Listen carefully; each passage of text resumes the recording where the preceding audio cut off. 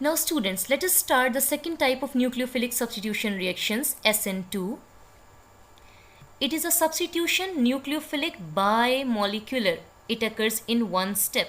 Now students, please pay attention to bimolecular. Bi means two, molecular means molecules. Now you can see a nucleophile and a substrate, alkyl halide.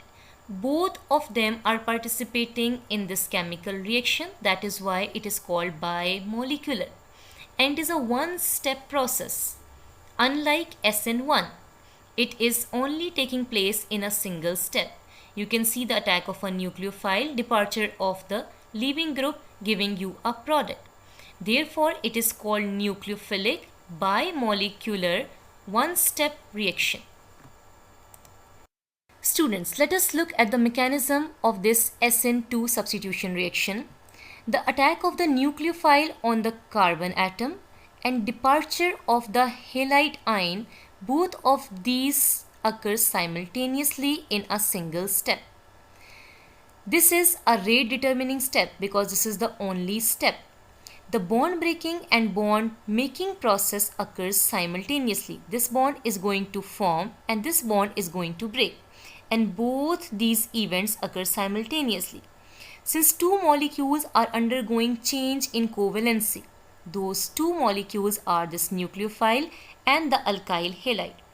This nucleophile from negatively charged to neutral, and this alkyl halide, as you can see, from sp3 to sp2. It is a bimolecular nucleophilic substitution because two molecules are participating, which is taking place in one step.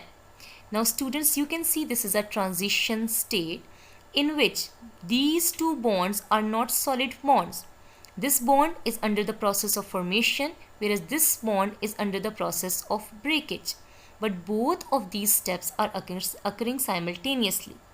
You can see the planar geometry of this sp2 hybridized carbon atom, and it is a short-lived transition state which is going to lead to the product, which is always going to be an inverted product.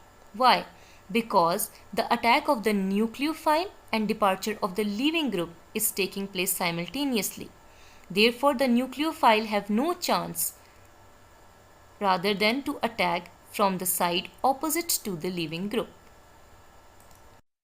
Now students, let us discuss the kinetic evidence of SN2 mechanism.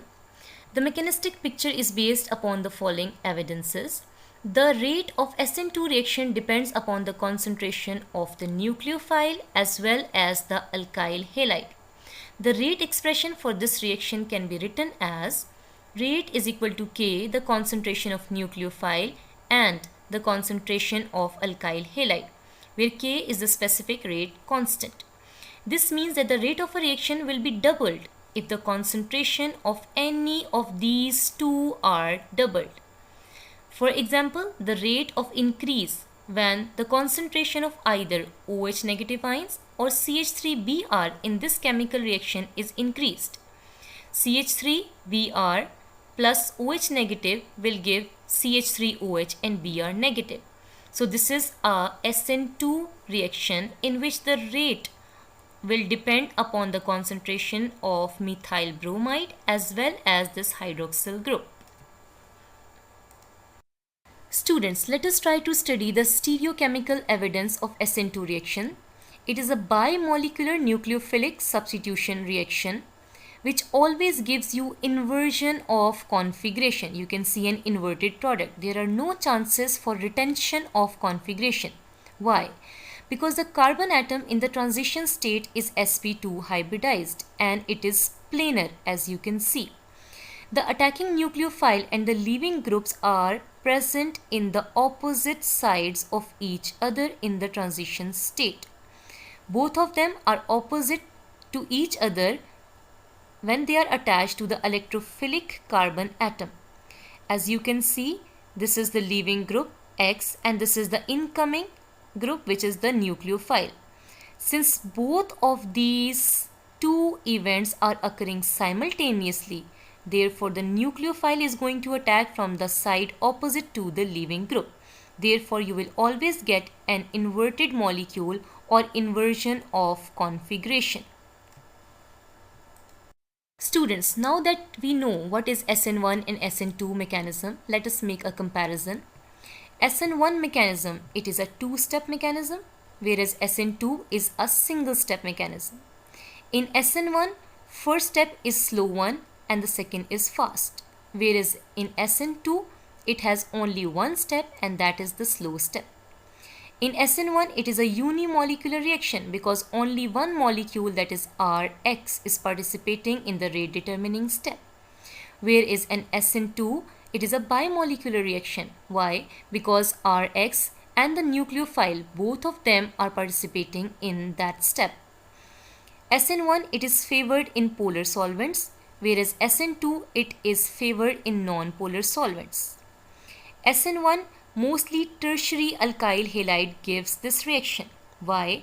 Because in SN1 reactions, carbocations are formed and tertiary carbocations are more stable. That is why tertiary alkyl halides follow SN1 mechanism, whereas SN2 mechanism is mostly shown by primary alkyl halides. In SN1, 50% inversion and 50% retention of configuration mostly take place, whereas in SN2, 100% inversion of configuration take place. SN1 reaction, rate is equal to K, the concentration of Rx, whereas in SN2, rate is equal to K, the concentration of nucleophile as well as the alkyl halide. So this is a comparison of both of these mechanisms. Student, this is your homework from today's lecture. Try to apply the concepts and solve the